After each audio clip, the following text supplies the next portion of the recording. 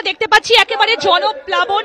শেষ দফা ভোটের আগে পশ্চিমবঙ্গে এটাই প্রধানমন্ত্রীর শেষ কর্মসূচি। আজকে তারা প্রধানমন্ত্রীকে দেখতে পান, সেই ছবি আমি আরো একবার দেখাতে বলবো অর্ঘ্যকে, যে এসপিজি কিন্তু ইতিমধ্যেই গোটা এলাকার দায়িত্ব নিয়ে নিয়েছে।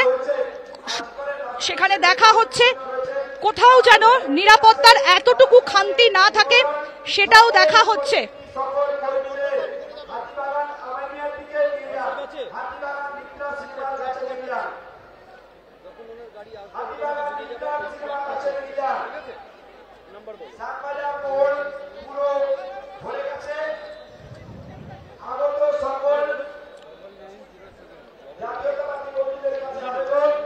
আমরা সেই ছবি আপনাদেরকে দেখাচ্ছি এবং এখানে কিন্তু ঢুকতে দেওয়া হচ্ছে না।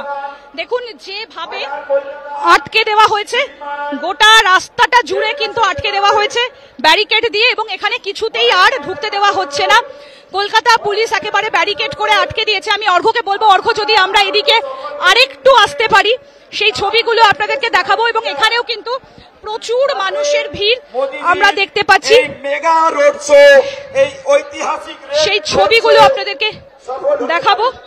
এখানে এই রাস্তাগুলো দেখবো, চেকিং চলছে। আপনারা নিশ্চয়ই বুঝতে পারছেন, সেই ছবি আপনাদেরকে আমরা দেখাচ্ছি। সেই যে গাড়িতে প্রধানমন্ত্রী উঠবেন পুরোটাই সেখানে আমরা দেখতে পাচ্ছি যে কিভাবে নজরদারি চলছে সেই গাড়িতে। খুব কাছ থেকে সেই গাড়ির ছবিটা আবার আপনাদেরকে আমরা দেখাচ্ছি। যদিও ব্যারিকেডের ওপাশে আমাদেরকে আর যেতে দেওয়া হচ্ছে না, সেই ছবিটা আমরা দেখাচ্ছি আপনাদেরকে। চেকিং হয়ে গিয়েছে এবার এই মুহূর্তে, সেই ছবি দেখাচ্ছি চেকিং এর পর। একদিকে যেমন নেতাজির স্ট্যাচু রয়েছে, সেখানকার নিরাপত্তা ব্যবস্থা যেমন খতিয়ে দেখা হচ্ছে, তেমনি তার চারপাশে আমরা দেখতে পাচ্ছি যে এখানে কিন্তু এসপিজি পুরো এলাকাটার এবার দখল নিয়ে নিয়েছে এবং সবাইকে বের করে দিয়েছে। সুজয়, প্রধানমন্ত্রী কটায় আসবেন, আনুমানিক সময় কি? দেখো, এখনো পর্যন্ত যেটা ঘোষিত কর্মসূচি আছে 6টার সময় তিনি আসবেন, এবং তার আগে আমরা জানি যে মা শারদার যে বাড়ি, সেটাকে মায়ের বাড়ি বলা হয়। উত্তর কলকাতার মানুষ সেটাকে মায়ের বাড়ি বলে পরিচিত।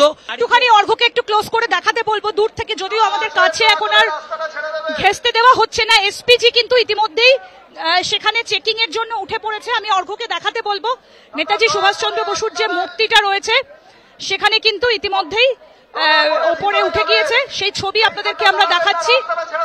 এবং তার সঙ্গে দেখাচ্ছি আমরা গাড়ি, সেই গাড়ি কিন্তু এবার সাজানো হচ্ছে এবং এই গাড়ি পুরোপুরি ভাবে চলে গিয়েছে।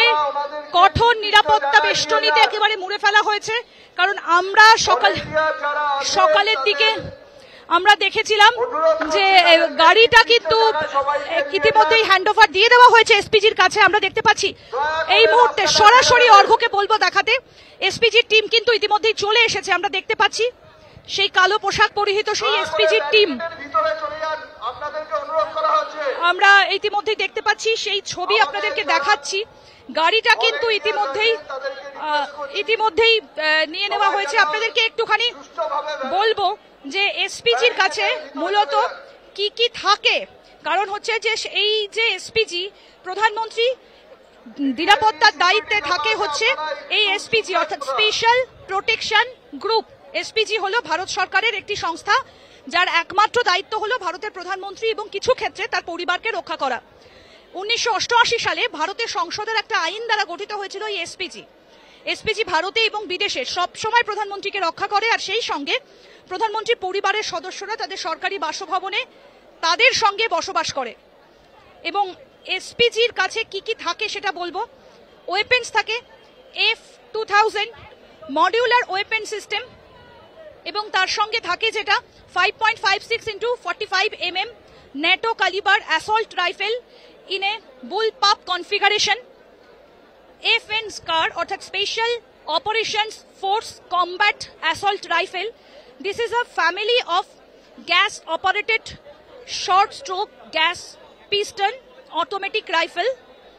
FNP90 SAV machine gun, GLOCK 17 or GLOCK 19 pistol, IOF modern sub machine carbine। এই সব ওয়েপেন্স থাকে এসপিজির সঙ্গে। এই মুহূর্তে সেই ছবি আপনাদেরকে আমরা দেখাচ্ছি। এসপিজির গ্রুপ কিন্তু ইতিমধ্যেই চলে এসেছে, সেই ছবি আপনাদেরকে দেখাচ্ছি এবং তার সঙ্গে প্রচুর কলকাতা পুলিশ এই মুহূর্তে এখানে রয়েছেন। এবং কিছুক্ষণ আগে যেটা আপনাদেরকে বলছিলাম, এসপিজি টিম কিন্তু ইতিমধ্যে ঢুকে পড়েছে। আমরা সেই ছবি আপনাদেরকে দেখাচ্ছি, নিশ্চয়ই আপনারা বুঝতে পারছেন।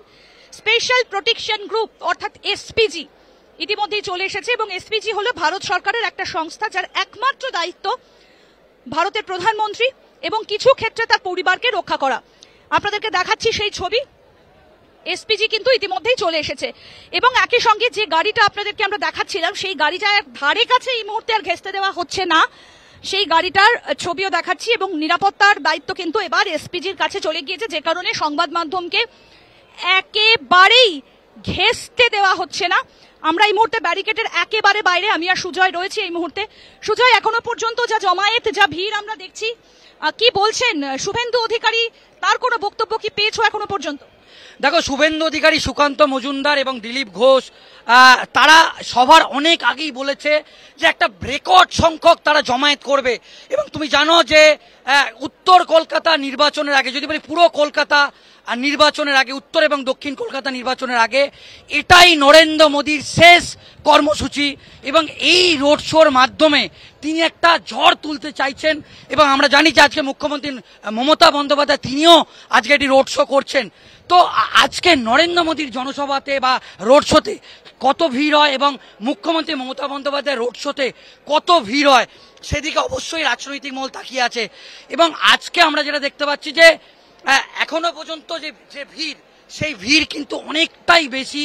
এবং এই যে শ্যামবাজার, পাঁচমাথা, প্রত্যেকটা রাস্তার দুধারে, আমি যদি একবার আমার সহকর্মী অর্ঘকে সেই ভিড়ের ছবিটা দেখাতে বলি, শুধুমাত্র একবার প্রধানমন্ত্রীকে নিজের চোখে দেখা, একেবারে সামনে থেকে দেখা এবং দেখতে যেরকম প্রচুর সাধারণ মানুষ এসছে, প্রচুর বিজেপি কর্মী সমর্থক এসছে।